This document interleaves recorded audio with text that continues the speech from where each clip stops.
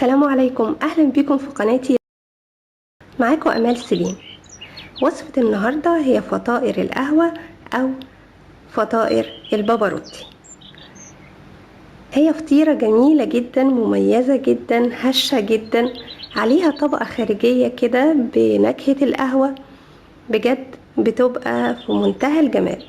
بتتقدم جنب القهوة، جنب موكا، جنب نسكافيه، جنب كابتشينو. حاجة كده طعم في منتهى الروعة، والميكس حلو جدا ومختلفة تماما عن اي فطاير احنا متعودين عليها. بجد الوصفة حلوة قوي، والفطائر دي انصحكم تجربوها، وبإذن الله هتعجبكم جدا. يلا نشوف الفيديو ونشوف هنعملها مع بعض ازاي. ولو عجبكم الفيديو النهارده ما تنسوش تعملوا لايك وشير للفيديو، ولو اول مره تدخلوا قناتي ياريت تشتركوا في القناه وتفعلوا زر الجرس علشان توصلكوا وصفاتي.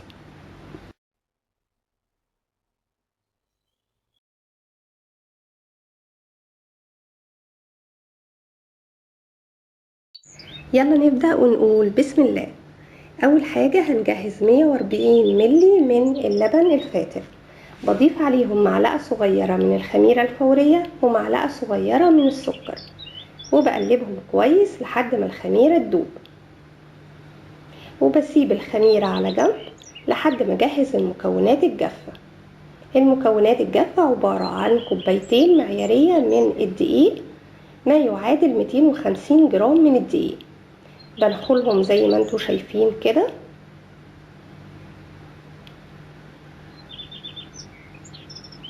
وبضيف عليهم معلقة كبيرة من السكر أو معلقتين كبيرة من السكر،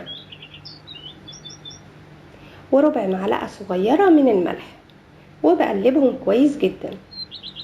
ومعايا بيضة بدرجة حرارة الغرفة، هخفقها كويس جدا وبضيفها على المكونات الجافة.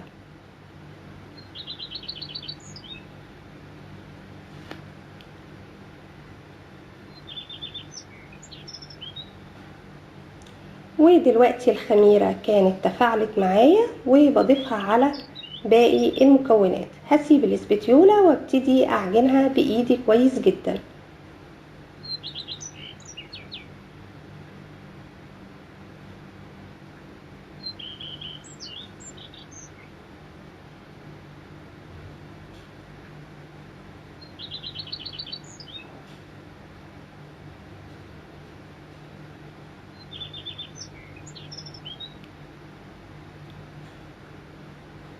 هي بتاخد معايا شوية في العجن، بس كل ما عجنتيها كل ما كانت النتيجة هشة جدا. وبضيف عليهم 30 جرام من الزبدة بدرجة حرارة الغرفة، وهستمر في العجن لحد ما الزبدة تختلط تماما مع العجينة.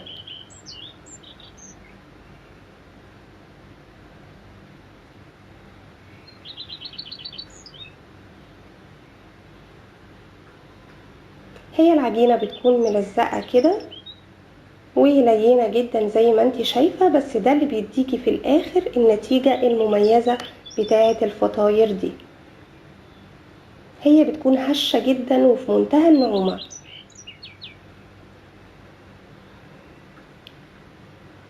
هبتدي اخد العجينة وابتدي احطها في بولة تانية او عجان، وبدهنه بزبدة، وبضيف فيه العجينة وبسيبها تخمر لحد ما يتضاعف حجمها. هي اخدت معايا حوالي ساعة.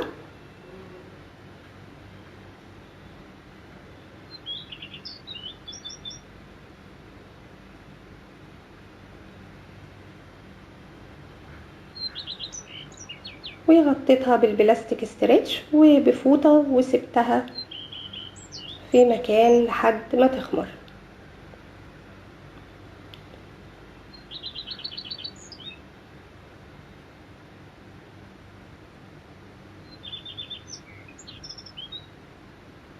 وهي بعد ما تضاعف حجمها وخمرت هبتدي اشتغل فيها.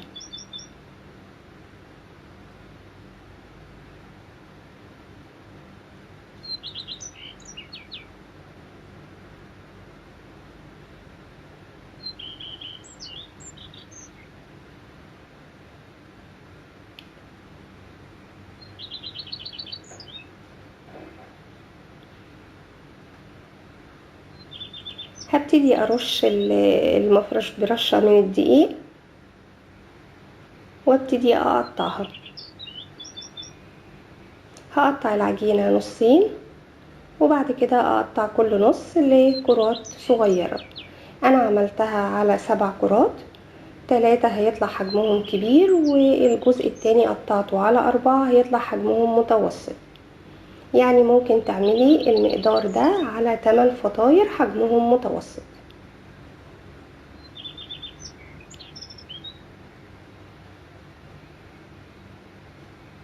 وببتدي ألمها كده واكورها وهسيبهم على المفرش كده واغطيهم بفوطة لحد ما اجهز الصينية اللي هبتدي احط فيها الفطاير.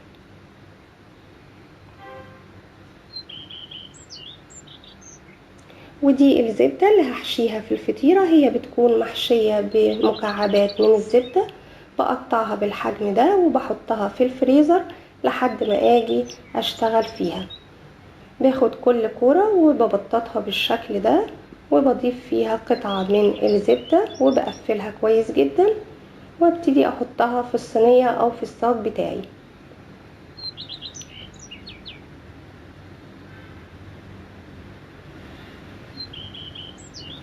وهو بعد ما خلصت الكمية كلها هبتدي اغطيها بفوطة وهسيبها لحد ما يتضاعف حجمها. دلوقتي هنحضر التوبينج او الطبقة الخارجية بتاعة الفطائر دي. هي بتكون على فكرة طبقة مقرمشة وطعمها مميز جدا. ضفت 50 جرام من الزبدة بدرجة حرارة الغرفة، وعليهم 50 جرام من السكر البودرة، وهقلبهم كويس جدا لحد ما يختلطوا تماما والزبدة لونها يفتح معايا.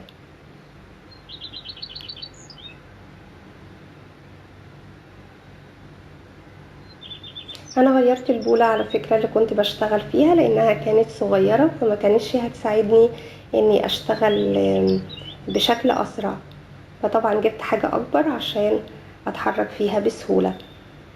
وهو زي ما انتوا شايفين كده بستمر في التقليب فيها او الخفق فيها لحد ما لونها يفتح، وبضيف عليها 65 جرام من الدقيق وبقلبهم كويس جدا مع بعض.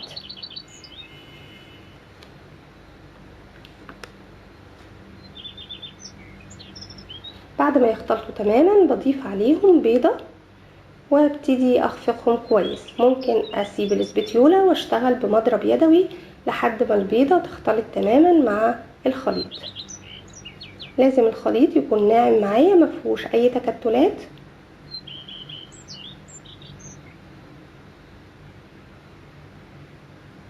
عشان يديني النتيجة الصحيحة في الاخر. ومعايا معلقة صغيرة وشوية من النسكافيه او من القهوة سريعة الذوبان.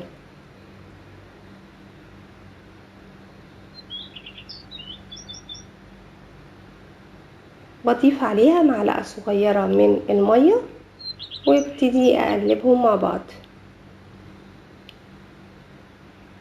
بعد ما اقلبهم بضيف القهوة على الخليط اللي احنا عملناه،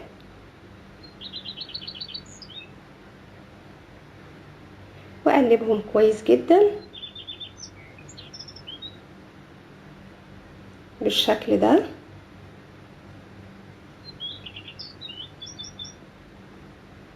لحد الزبدة ما تختلط تماما بالنسكافيه اللي احنا حطيناه.